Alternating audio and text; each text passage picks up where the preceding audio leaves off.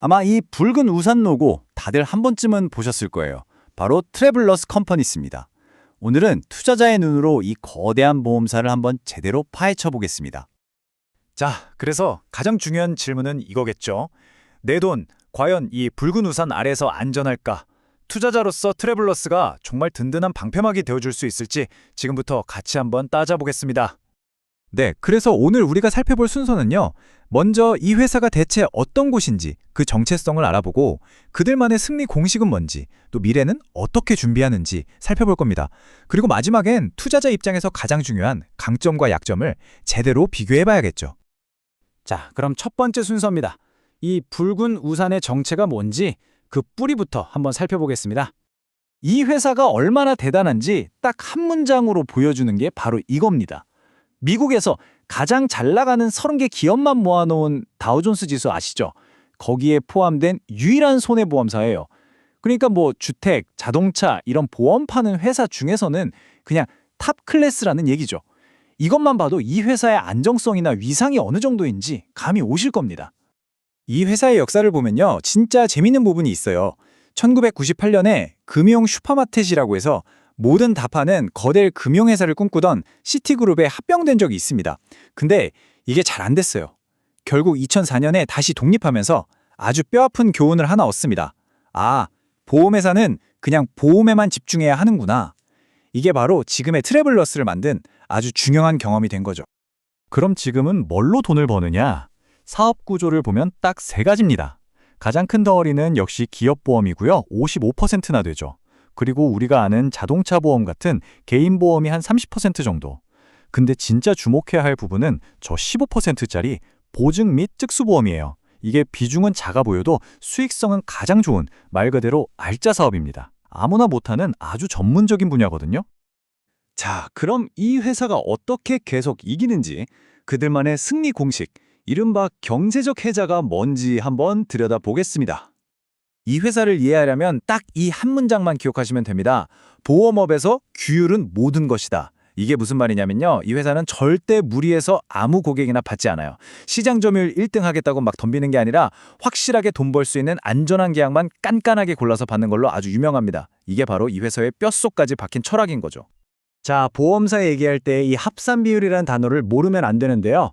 진짜 간단하게 말해서 이게 100%보다 낮으면 장사를 잘했다는 뜻이에요.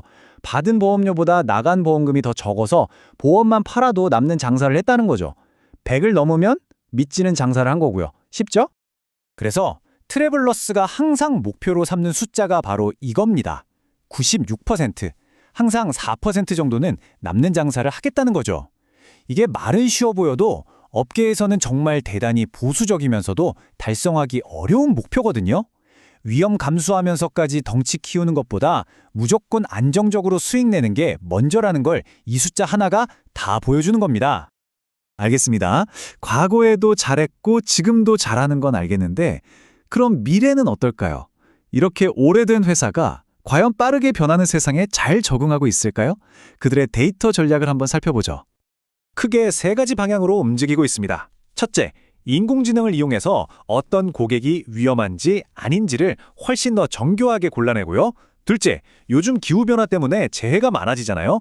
이걸 예측하는 모델을 계속해서 발전시키고 있습니다. 마지막으로 이 회사 보험을 파는 독립 에이전트들이 더 편하고 똑똑하게 일할 수 있도록 디지털 기술을 팍팍 지원해주고 있죠. 자, 이제부터가 진짜 투자자분들이 궁금해하실 내용이죠. 그래서 이 주식을 사야 하는 이유는 뭘까? 이 붉은 우산에 돈을 걸어볼 만한 이유, 즉 강세론을 한번 들어보겠습니다. 네, 왜 트래블러스에 베팅해야 하는가? 그 핵심적인 이유들을 한번 정리해보겠습니다. 자, 크게 네 가지로 볼 수 있는데요. 첫째, 아까부터 계속 말씀드린 그 규율. 이건 그냥 시스템이 아니라 문화라서 다른 회사가 절대 쉽게 따라할 수가 없습니다. 이게 아주 강력한 해자인 거죠. 둘째, 요즘 같은 인플레이션 시대에 아주 유리합니다. 물가가 오르면 사업보험료도 같이 올리면 되거든요. 일종의 방어막이 있는 셈이죠. 셋째, 주주들한테 정말 잘합니다. 돈 벌면 배당도 꾸준히 주고 자사주 매입도 열심히 해서 주주 가치를 높여주죠. 마지막으로 뭐니 해도 다우존스 지수에 포함된 회사라는 그 상징성, 안정성과 퀄리티는 보장된다는 뜻이니까요. 하지만 동전에는 언제나 양면이 있는 법이죠. 좋은 얘기만 들을 수는 없습니다. 이제는 반대편 이야기, 즉 우리가 조심해야 할 리스크는 뭐가 있는지 약세론을 한번 살펴보겠습니다. 이 튼튼해 보이는 붉은 우산을 한 방에 부서뜨릴 수 있는 그런 치명적인 위험은 과연 뭘까요? 투자자라면 반드시 눈여겨봐야 할 리스크들입니다. 뭐니 해도 가장 무서운 건 역시 예측이 불가능한 초대형 재난입니다. 상상도 못할 역대급 허리케인이 온다거나 캘리포니아 전체를 태울 만한 산불이 난다거나 이런 거 한 방이면 정말 어마어마한 손실이 날 수 있거든요. 그 밖에도 경기가 나빠지면 기업 보험이 타격을 받을 수 있고 요즘은 가이코 같은 인터넷 다이렉트 보험사들이랑 가격 경쟁도 해야 하죠. 마지막으로 금리가 오르내리면 이 회사가 가진 어마어마한 채권 자산의 가치가 휙휙 바뀔 수 있다는 점도 리스크입니다. 결국 트래블러스 투자는 이 한 가지 딜레마로 귀결됩니다. 수십 년간 시장에서 증명해온 그들의 철저한 규율을 믿을 것인가, 아니면 인간의 힘으로는 어쩔 수 없는 예측 불가능한 재앙이라는 리스크에 더 무게를 둘 것인가.